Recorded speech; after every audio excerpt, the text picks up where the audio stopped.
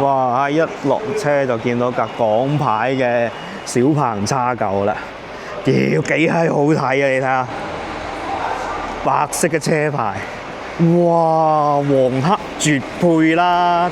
咦？今日到底咩回事啊？成條街都係小鵬喎！喂，周街啲廣告都係小鵬包晒嘅。哦，原來係呢一個。你好，向生。Hello。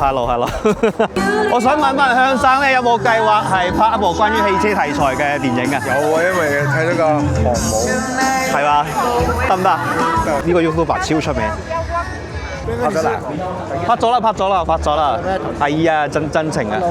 哇！今日真係超多藝人同埋好多海外嘅汽車大家齊聚呢一度嗱，就比如話呢三位咁啦，都好出名啊！佢三位都。我看到三個臥底三隻臥底。不是臥底，跟邊個㗎？我不是臥底，我真你係3年，洪興定係東升㗎？你跟邊個㗎？講。哇！嗱，今日咧老虎蟹都唔講普通話㗎啦。你不閪佬咧，我講白話咧，你唔好嘰嘰吉吉啊！哎呀，好似翻到自己屋企咁啊！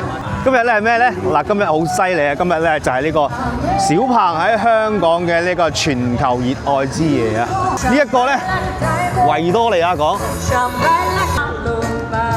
哇！小鵬全家桶啊 ，X9 啦，柯拿 M03啦，咁啊 P7 加啦，咁啊 G6 都嚟晒㗎啦 ，G9 係嘛？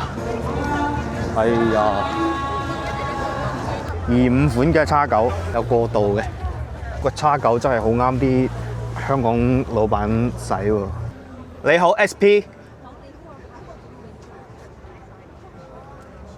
佢唔正你識講白話。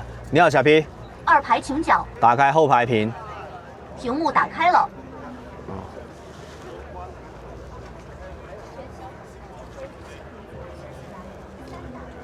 你好，小 P。2排請講。播放哪吒之魔童降世。好的。我可以喎，可以直接用語音操控播邊一個都得喎。超級關，然後看你的。對，你再看這樣。夠啊，大把位置，不可能不夠的。你好，小 P。2排請講。打開冰箱。冰箱門已經打開了。我覺得唯一嘅缺陷咧就係佢唔識得聽白話。喺香港呢隻咁樣嘅，我哋唔叫 van 㗎，我哋叫親咩啊？叫保姆車。喺呢度最行開得最多係咩啊 ？Alpha。因為好多人內地買呢隻車就係因為喺香港好多明星見親佢係保姆車嚟。嗱，我哋依家就會即刻見到明星啦。哎呀，肯定係見到邊個明星啦？我係啊，見到師兄啊，今日最大嘅明星啊，師兄啊。師兄好，師兄好。哎呀，OK， 依家25款嘅小鵬 X9咧就終於上市啦。咁啊，起售價咧係呢個359800嘅。咁呢個價格咧係內地嘅價格嚟嘅啫，就唔係香港嘅價格。香港嘅價格咧又另外睇㗎啦。咁基本上咧好多嘢都可以標配嘅，可變阻尼減震啦，雙向空懸啦，仲有全鋁嘅底盤啦，以及呢一個6液壓嘅襯套嘅。咁呢啲都係標配㗎。然後咧，成個發佈會咧，咁啊側重喺 AI 啦，咁啊小鵬自研嘅芯片啦，咁啊頭先都講咗啦，佢呢個芯片咧都比較犀利嘅，就係相當於一粒芯片咧就等於3粒 O-Ring X 嘅算力啊。咁跟住咧，佢仲有佢嘅飛行汽車啦，飛行汽車嘅話就係26年就可以交付量產啦。咁跟住咧，仲有佢嗰個 AI 機器人咧係26年就可以量產嘅。我覺得咧，小鵬最值錢嘅除咗汽車同埋佢嗰個飛行汽車以外咧，就係佢嗰個 AI 機器人。呢個 AI 機器人其實真係好值錢，我諗每一個人都可以，就算你揸唔揸車，每一個人都可以擁有一個機器人。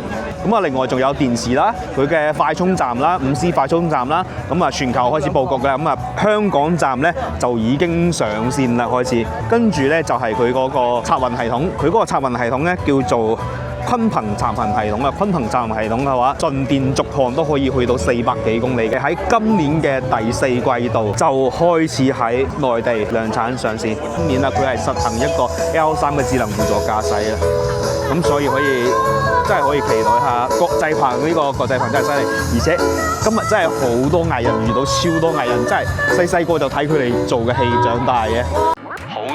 呢度嘅朋友，如果中意阿雲嘅話，記得點關注，下期更精彩。